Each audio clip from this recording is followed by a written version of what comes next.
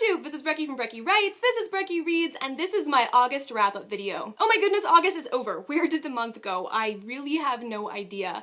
I work at a university, and we're getting ready to have students come back, and it's just craziness. August was a fairly good reading month for me. I read 10 books. Now, I had hoped to get to 12 or 13, but still, I'm pretty excited about it. However, I will admit that August was the first month I did not do my TBR jar challenge. My challenge was to read a play, and I had a couple of different plays that I wanted to get to: Shakespeare's Taming of the Shrew and The Glass Menagerie, and you know what, even Harry Potter and the Cursed Child, and I just didn't pick up any of them. I've been kind of in a mood reading funk lately because I am working so much on my manuscript that when I read, I pretty much only read things I'm excited about, so...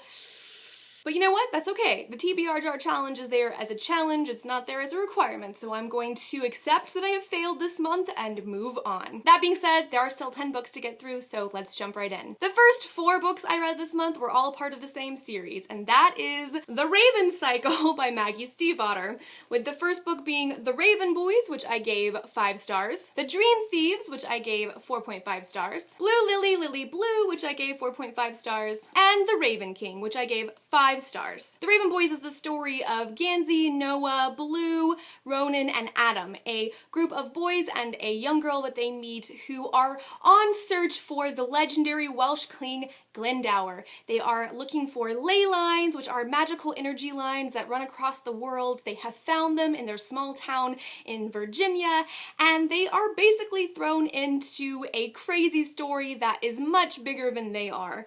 Blue is the daughter of psychics who is told from the very beginning that she will kill her true love if she ever kisses him.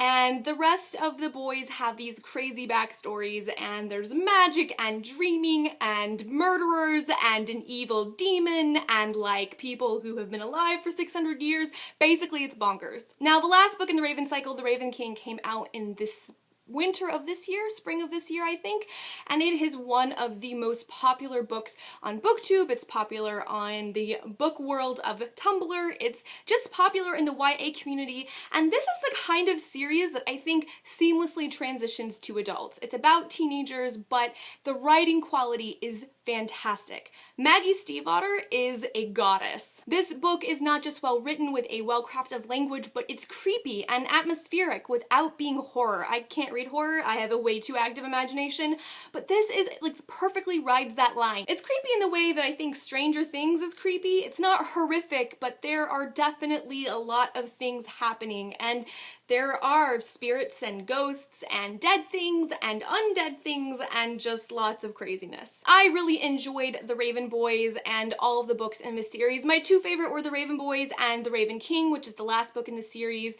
My least favorite was The Dream Thieves, but all of these are 4.5 stars or above. I found this a solid 4.5 5-star series. There are some plot holes towards the end, but honestly, the character development is incredible. If you are looking for a series that has incredible characters, that has excellent writing, and a really different premise than what maybe is normally out there, I would totally recommend The Raven Boys and all the books in the Raven Cycle by Maggie Stiefvater. I also read 2 comic bind-ups this month. The first one was Fables Volume 1 by Willingham, and I gave this 4 out of 5 stars.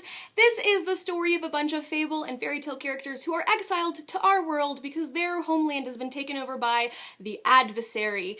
This is good. It's kind of a slow start, if I'm being honest, so I'm curious to read Volume 2. If Volume 2 is still slow, I'm not really sure if I'm going to keep going, but it's interesting and the characters are funny. Like, they're funny and fascinating, so I will definitely be picking up Volume 2. And the other comic bind-up I read this month was Faith, Volume 1, Hollywood and Vine. Faith is a spin-off series about one character from another comic book line called The Renegades. She's a fat superhero, and that's just a part of who she is. Her superhero name is Zephyr. She has an undercover identity, and basically she uncovers this crazy plot, and it's bonkers, and she has to save the day. That's sort of how these work. Here is a little bit of the art style. It's really bright, which I like. Faith is funny. Like, I had some laugh out loud moments with this. I gave this 4 out of 5 stars, and I am definitely going to be checking out Volume 2. The last physical book that I read this month was The Last Werewolf by Glen Duncan. I have done a spoiler-free review, which I will link down below. This is the story of Jake Marlowe, the last living werewolf, and he is being hunted,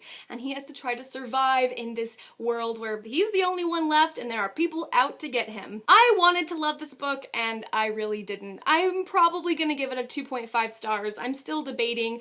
This just wasn't for me. The writing style didn't work for me. The story's fascinating, but the writing style just didn't jive. So yeah, only about a 2.5 stars. All right, the last 3 books I'm gonna mention are all the audiobooks I got through this month. The first one was Bad Feminist by Roxanne Gay. Roxanne Gay is a cultural commentator and pop culture aficionado. She has a popular blog, and this is a collection of her essays from 2011 and 2012.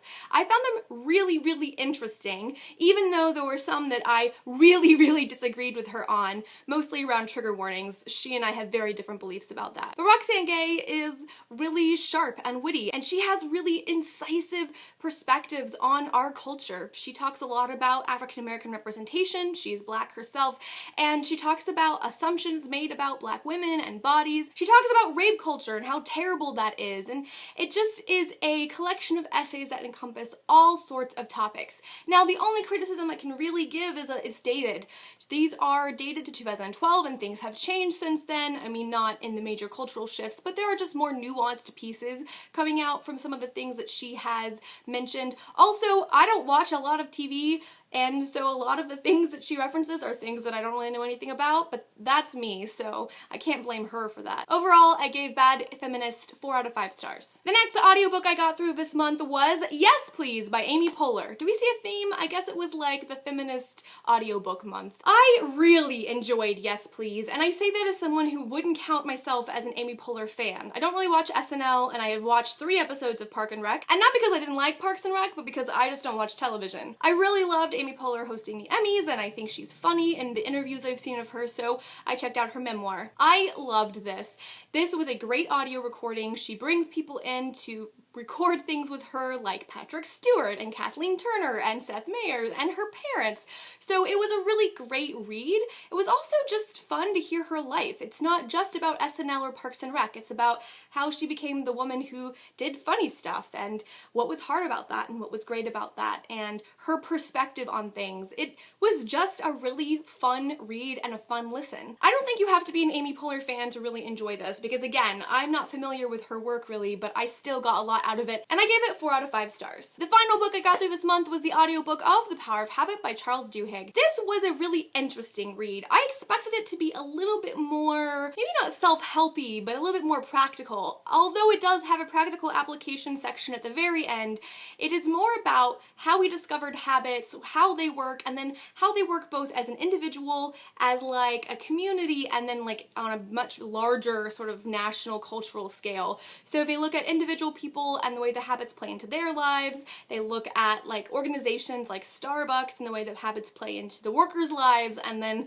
like larger cultural phenomenon about habits. I found it fascinating, like really fascinating, the way in which our habits totally shape how we function and how, if we aren't careful, we can just be motivated by habits and not actually make choices.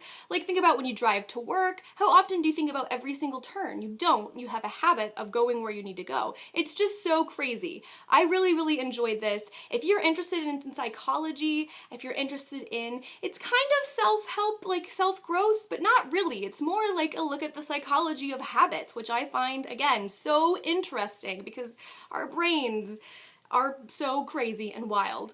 I really would check it out, and I gave it 4 out of 5 stars. That is it. Those are the 10 books I got through in the month of August. A really solid reading month. Comment down below and let me know what your favorite book of the month was. If I had to pick only one, I would definitely go with The Raven Boys by Maggie Stiefvater, but the whole Raven cycle is really worth checking out. Hope you guys are doing well, and I will talk to you soon. Bye!